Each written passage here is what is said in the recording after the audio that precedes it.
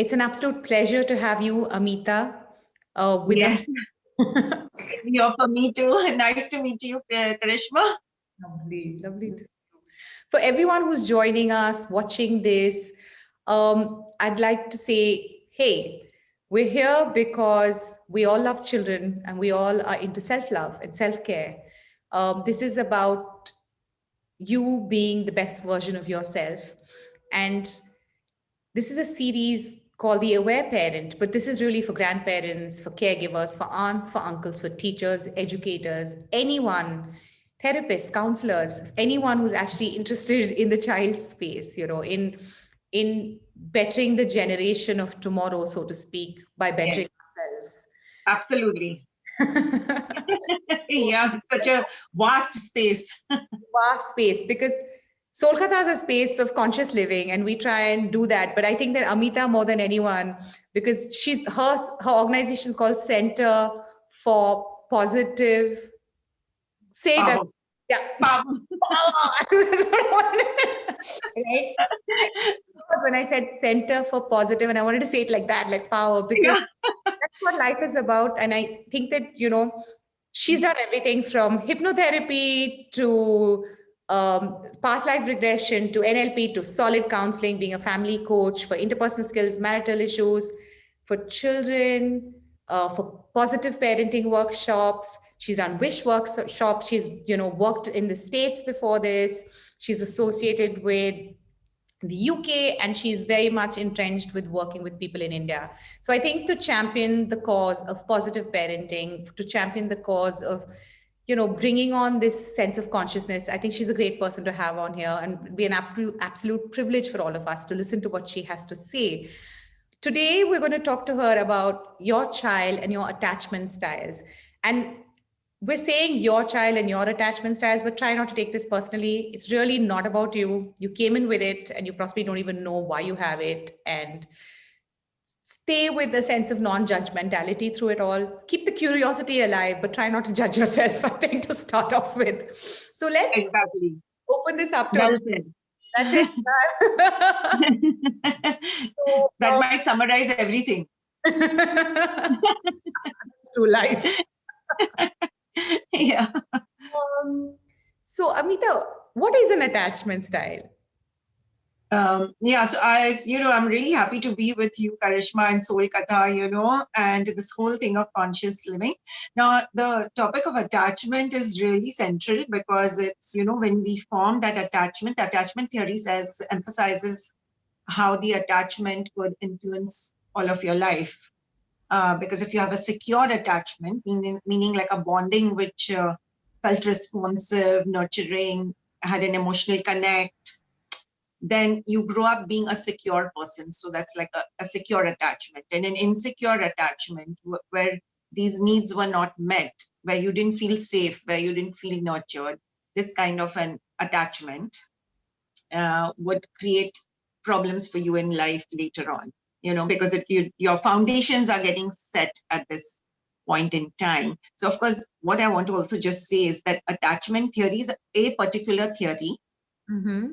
But I want to talk about it more in a wider sense, because the attachment theory, which is there, because some of our viewers might know a little more, then the attachment theory is all about nurturance, and it's more about the baby days, and they think like, you carry your baby a lot, you hold your baby a lot, emphasize touch a lot, whenever that, be totally responsive. But sometimes that can be pretty overwhelming for parents to follow it to the T. And then they may take on a lot of guilt and judgment, which is counterproductive. So I'm not going into that model exactly, but just attachment in general is something that babies start experiencing in the womb itself. And then during the birth process, post the birth process, all of this. And sometimes situations beyond our control may disturb this attachment. And then how could we build back that safety, trust, bonding by being responsive to our child? That would give your child a foundation of a lot of things in life. They will grow up being more secure in their relationships, more confident, more calm, more flexible, more optimistic, all the things, So Okay, that's fantastic. I get that. So you're like, there's secure and there's not so secure, and Yes, be responsive, and that's literally what makes a more secure style of attachment. yes, yes. I think that so attachment styles, there's so there people when There's you too Google it, many. yeah, they Google it and it's Yes, like, oh, there's so many. But a lot of people understand conditionality and unconditionality. yes. So unconditional love, it's But the, even before you go towards conditionality and unconditionality, we can look at these styles and they will bring up some insights for our viewers. okay. So if you Yeah, could walk us through it, that'll be great. I just thought it yeah, would yeah. In a quick way, I'll walk you through it. Yeah, awesome. That'll be great. Hmm. Yeah, should I get my notepad and find out what I am also? Yeah, I'm not, maybe we don't need to analyze ourselves fully, because we usually don't fall fully into a bracket.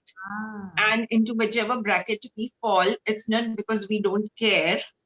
It's because we've got unhealed stuff. So one of the things that disturbs attachment is our own unhealed stuff. And that plays with the current challenges. Everyone has current challenges in their life. Yeah. Something or the others happening in your family. It's a very busy place. Yeah. And then your past unfinished things interact and flare up things or enable us to handle things calmly. And then, of course, this plays into how we will be with our children. So there are 3 quantonyms which are talked about. Are you warm or are you hostile? That's one.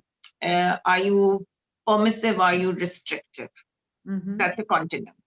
Okay. And are you involved or are you uninvolved? Okay. And then then they create permutations, combinations of these. But in general, of course, we can all guess that warmth is great, being involved is great.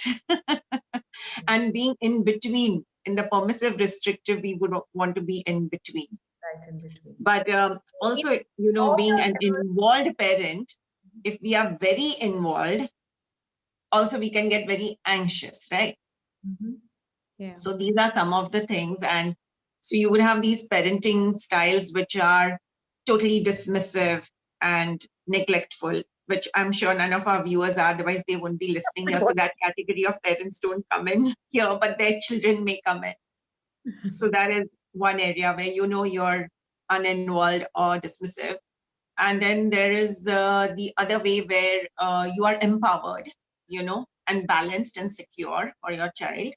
And the third may be that you are authoritarian, dominating type of like a protect control. I need to protect my child fully. I need to control, and what I say is the best way. I know the best way for my child. So it's coming from good intentions, but it can go like, I know what's best for my child. My child needs to obey. Whereas empowered parenting is a little bit like, okay, what does my child wish to do? It also factors in that. Maybe my child knows something I don't know. And so how could we do a little power sharing dynamics? So these are different styles, and also anxiety, when we're too involved, when we're too anxious, we're going to be what they call helicopter parents, always hovering around our child with every decision we are trying to make for them. So even in the dominating, we have different versions of dominating. You can have the anxious sort of dominating parent who's just from anxiety, and this is coming from your own unhealed self. Or you can be hostile, almost like, now this child is a burden for me and I'm just irritated, just angry, and so it could be that kind of style of being authoritarian, like a lot of punishment and a lot of sternness and rigidity, inflexibility, these kind of things play in. And there are, of course, varying degrees and shades of these. So we can't box people into anything. But I think all of us could be watchful where we become difficult for our children. Our children become difficult for us. We can also be difficult for our child, So I would say that's a little bit about. Yeah, that's a really quick and good overview. Yeah. It's really good. But okay, so you've been a family coach for more than 3 decades now, right? Yeah.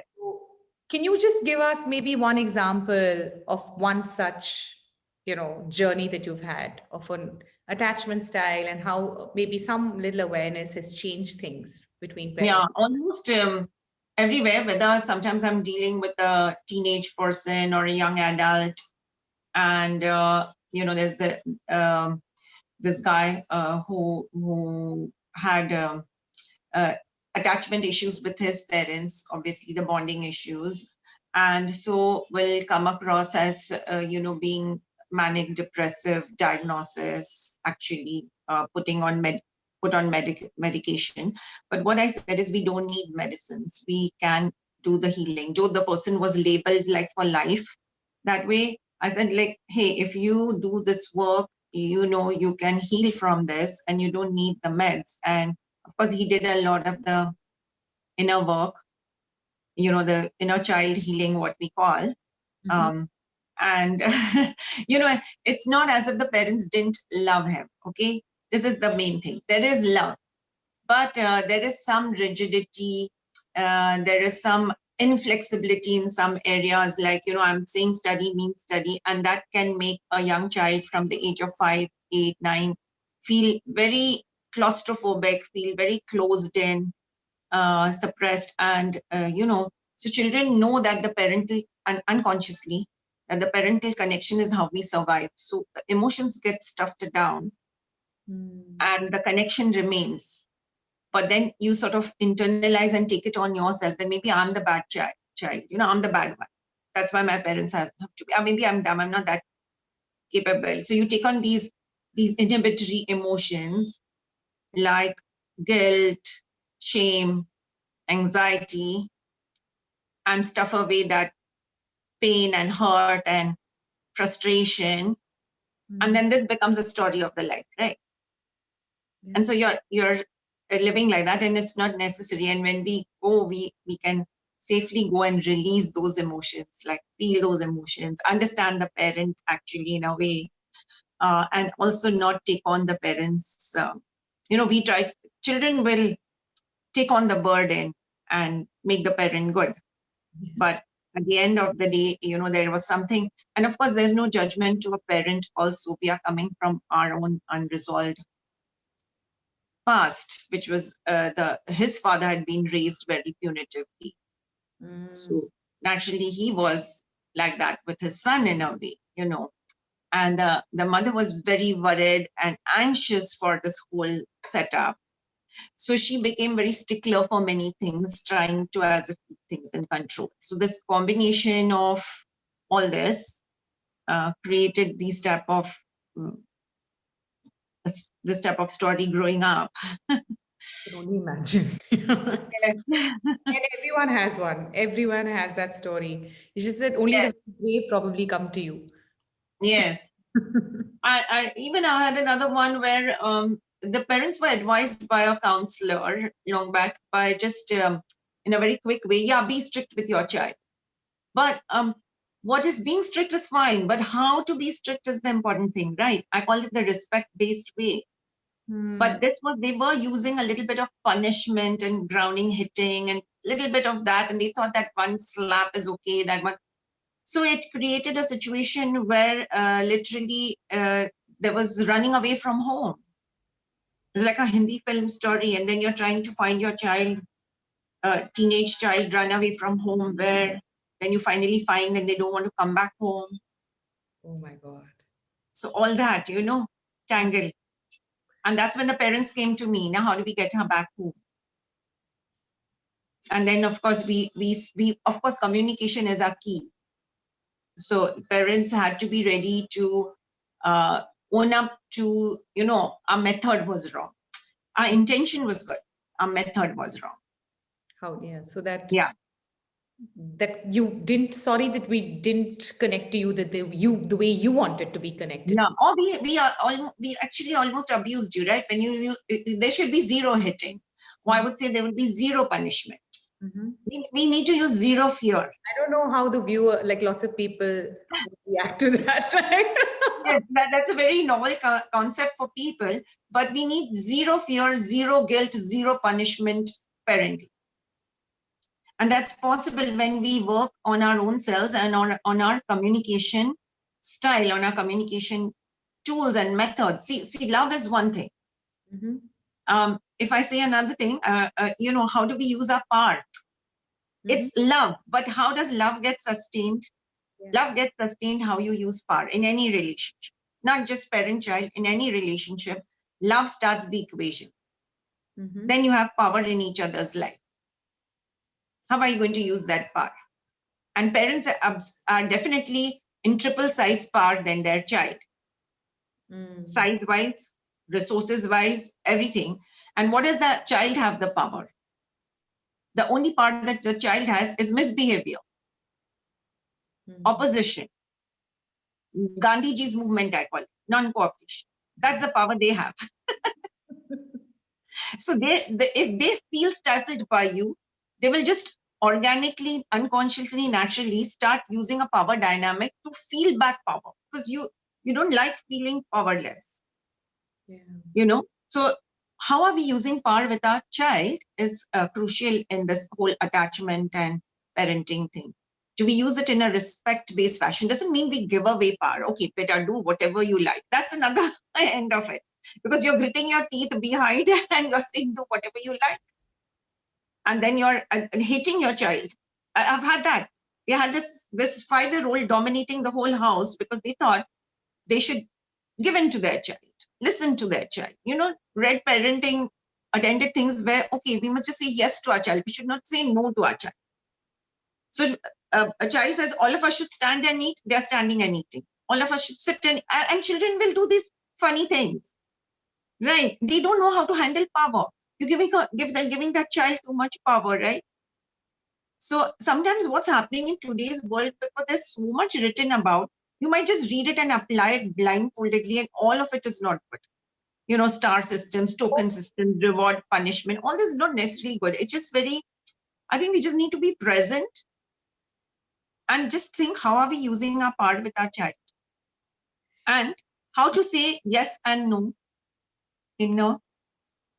This is so interesting because I'm like, I've never thought about it from a power dynamic perspective, right? And I don't think many Absolutely. people would have, because you say, it's not just about love, because love can be, oh, I'm stalking you, right? And that could Yes. be love. And love can be, I'm obsessed with you, and that could be. Yes.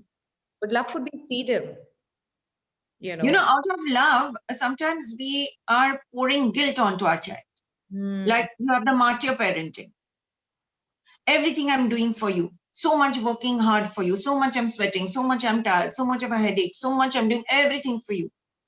Now this is very problematic because the child sees no joy in adult life. We make them scared that adult life is full of sacrifice and full of this burden, and parent-child relationship is full of burden. And where's the joy then? So we need to be like, I'm doing this because I love doing it. I love giving good food, or I love arranging the house nicely. Do it because it's your value system. And then take your time off. Enjoy yourself as a parent, relax sometimes, delegate, be a little less perfectionist. Because when you're very perfectionist, I want to give the best food, I want to get the best outfit, then you're constantly toiling away behind the child. And then you feel like a martyr parent. And the child should be obligated to me. And what is the child giving me back in return? And they giving me the marks. It becomes this transaction. I'll give all this seva and he'll give the success story to me. So I do this for you, and I do this so well for you. So what are you giving me back? Yeah, the thing is, Karishma, it happens unconsciously, of course. Nobody's setting out to think that, I'll do the seva and he, Yeah. But if, you were talking the next question to me, conditional and unconditional. So it's exactly that one. The conditional is very good question, because conditional is when we don't set out to be a conditional parent. We all set out to be unconditional. Yes. We all set out to be loving parents. If when we face the roadblock, what do? A child isn't obeying, child is keeping the room messy, child isn't studying, what do? You get helpless as a parent. And then when you get helpless, you overuse your power. That's where, without realizing, you give a slap, or you punish the child, or you take away his privileges, and you start using your power. And then it becomes abusive or random, or, it becomes what, again, pendulum parenting. One day very punitive, then so guilty, so indulgent. And then you have this child who's totally confused, who's being so indulged, given the 5-star hotels, the ultimate treats and chocolates and everything. On the other side, next minute, given bad words or punished, or you're such a bad child, you're not grateful enough, look how much I'm doing for you. So it becomes this pendulum parent. So this conditional is about how much we identify with our child's successes and failures as if that's me. My child keeping the room neat means I'm great. My child eating well and is healthy, I'm fine. My child is getting sick means I'm failing. So this failure feeling which we can't handle, and because we are dedicated, on top of it, we are doing hell of a lot of work. So none of that, each and every parent, you call the abusive one, the hostile one, there is some level of hard work that's also going into it. And then you feel, what's happening? Where am I going wrong? But it's this identity you take from that. Whereas if you could be a little detached, my child has his own story of how to grow up and find the path. And it's not so much the obedience, how to take the child's messiness, not indulge it, but really be able to withstand it without feeling that, if your child is doing less, other children, these comparison traps, all the other children are succeeding, getting medal certificates, your child isn't. Can make you start feeling angry because you're putting in so much effort, your child isn't doing it. And we lose the sensitivity, the responsiveness to see what's my child feeling, what's happening for my child, and we're not connecting. We are correcting, not connecting, as they say. And at what is that medal coming to that child?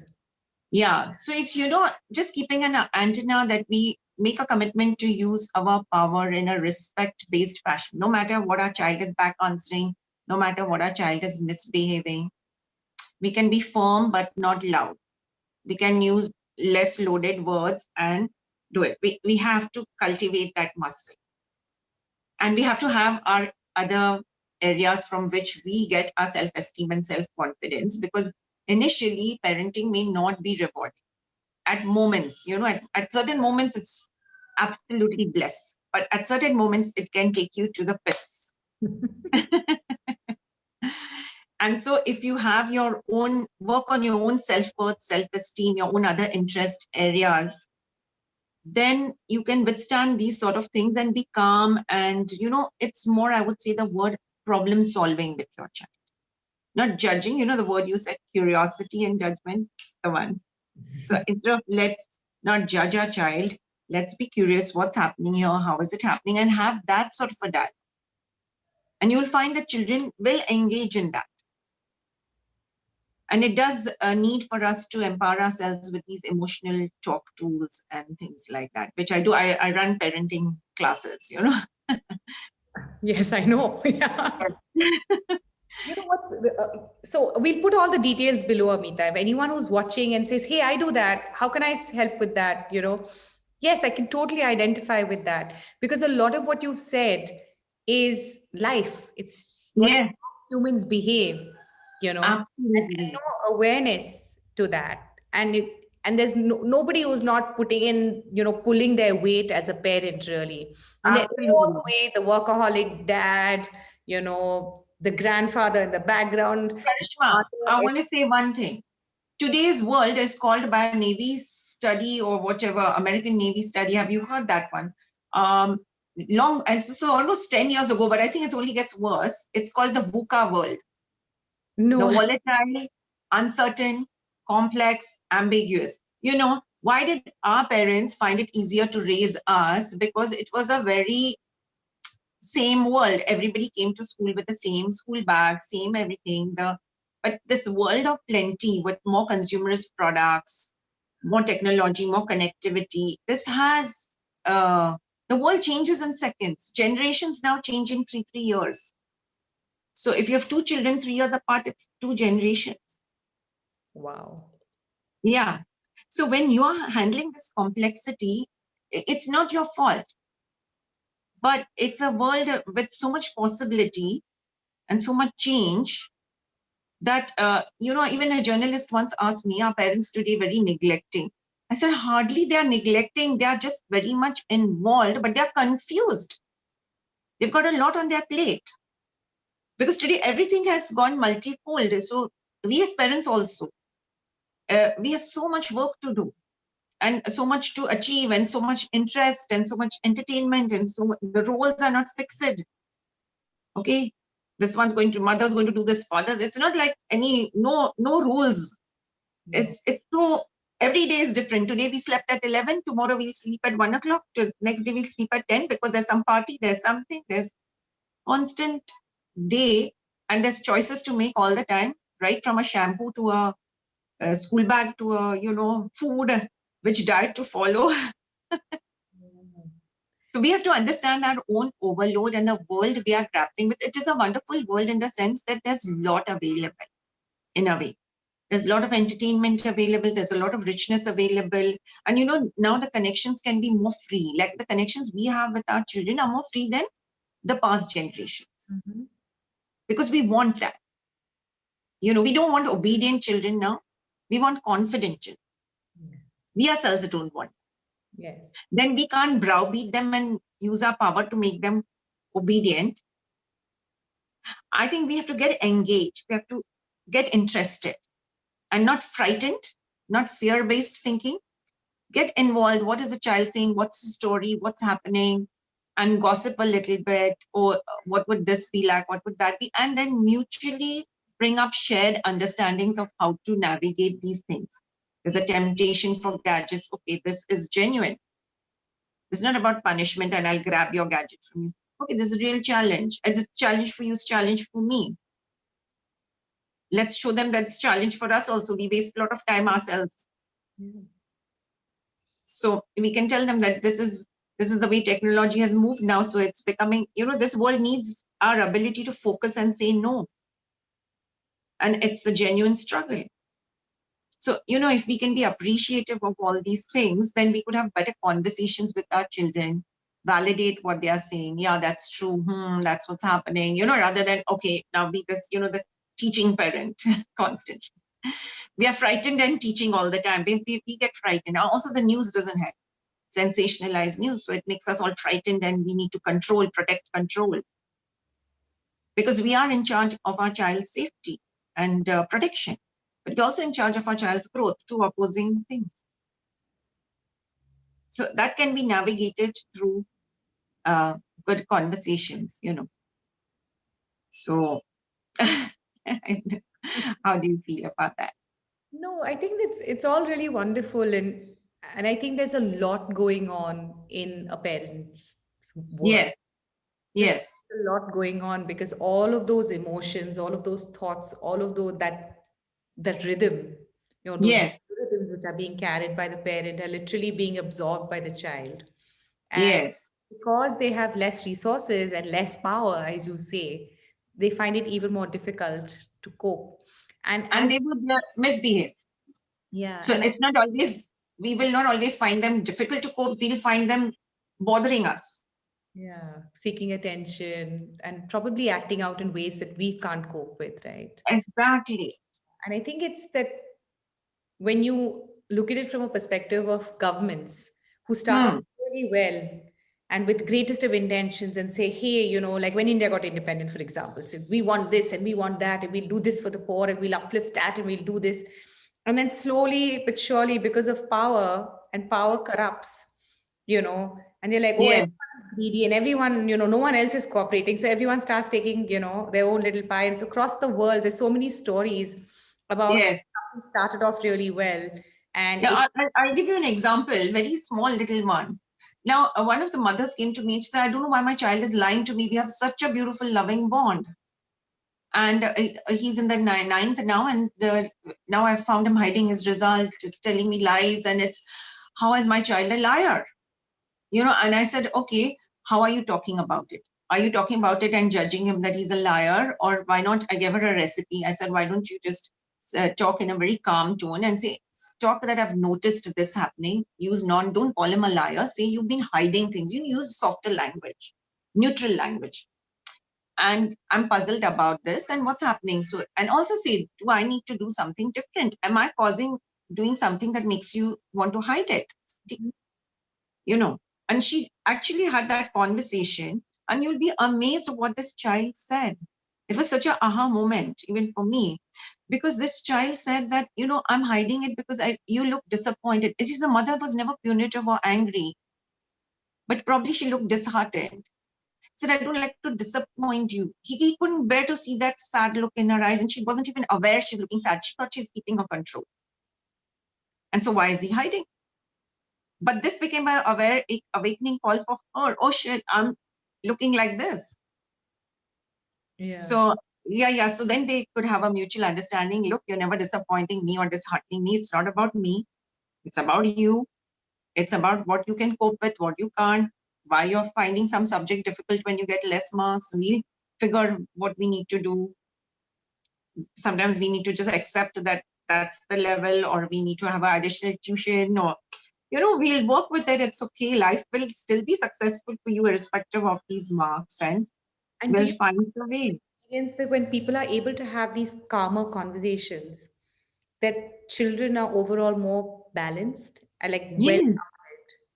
Yes. And children will tell you when you're going out of balance, right? Because this child did the hiding. This hiding behavior of his is you going out of balance. Two, maybe he's also going, but you're also going. And this healthy conversation restored this channel. And I have had these experiences of another child stealing. But that was a wake-up call because she was following a strict pocket money policy, but they were in the richest circles. So other children were carrying 10,000 in their wallets, and when they were eating and drinking coffees at places, this one was sitting without anything.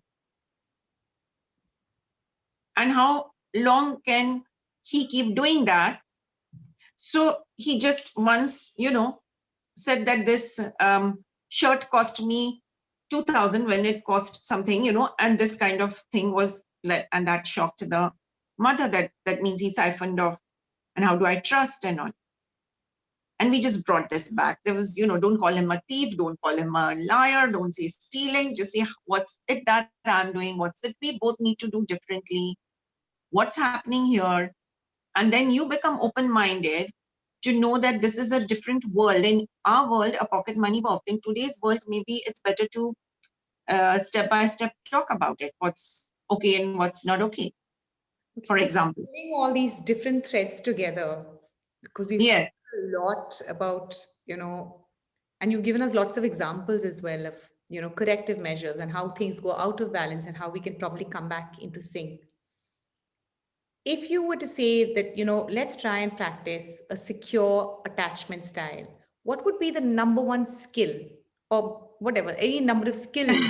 anything that So you- one first thing is look after yourself. In your life situation and circumstance, find your own happiness or balance with whatever challenge, problems that you have. Please do that work. Your past is probably interfering. All of us have a past. Everybody gets. I'm really listening to that. Can you repeat that again, please, Amita? Yes. So I think the first thing is really we need to come to terms with our life situation. Your in-laws or your husband or your wife or whatever that frustration is, how to come to terms with that, how to work with that in more influential or better ways. And what's blocking you, your own healing from your childhood or your past. Small things may need healing. You'd be amazed, but small things.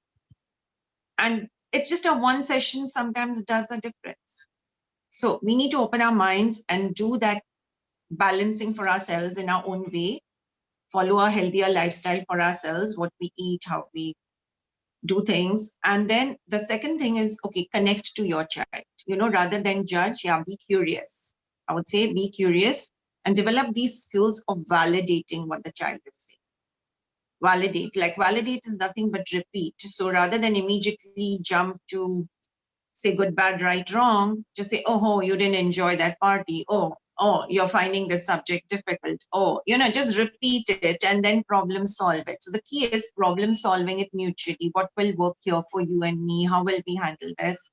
And one final tip, which is the golden tip, is that when you praise and criticize, take care. Don't just shoot off put downs, and especially don't label the personality. Don't judge their intention. So if you say you're careless, you're judging your child's intention. You just don't want to study. That's the thing with you. So don't judge your child's intention or personality. Only judge that particular behavior. In that in that moment of time. So be more specific. Even whether it's a praise, don't say you're the smart kid, you're the intelligent kid. No. What you did there is very interesting. How you've created that is, so once in a way you may say smart kid but majority, 70-80% of the time, you need to praise or criticize behaviors, actions with a specificity. I like the way you've drawn that, or the colors you've put in, or things like that. If you're criticizing, okay, you have left your bag every day you forget to put your bag in its place. Something like this, which is rather than say, you're just not bothered, you're messy, you're this, you want to take care. And that makes a lot of difference. When you look after always, in fact, protect the intention. I know your intention is to love, I know your intention is to help, but somehow you're doing this. Go the other way. Because children want to do well. Children want to do well. Children want to love us. Children want to help us. We bring back that trust, but something's coming in their way. They get distracted. That's a genuine problem. And the same with adults. Yeah. The same with adults. And I think we can, I think that's a good round circle, right? That we've to Amita, because we're like, trust your child, trust yourself, care for yourself. Trust the intentionality. And then take feedback. See, trust the larger personality and intention, and then course correct your behaviors within that. Because your behaviors may need change. You yourself may need to tone down how you speak, change your expression. You will get the feedback from your children. Just be aware of that feedback. Yes, I got a lot of feedback from my children. And that has helped me a lot. As long as we're alive to it, we'll keep receiving it. I get it. I get a lot of it. Yeah. And I think it's constant, but you're right. If you just go from the perspective of trust, first of all, of your own intention, and then say, I want to be flexible with this because yesterday I was a different person and tomorrow I could be different. And so is my child. And then we're not stuck in those boxes. Trust their genuine struggles. Trust intention, trust their genuine struggles, then correct. Fantastic. I think you've heard it all from Amita, right?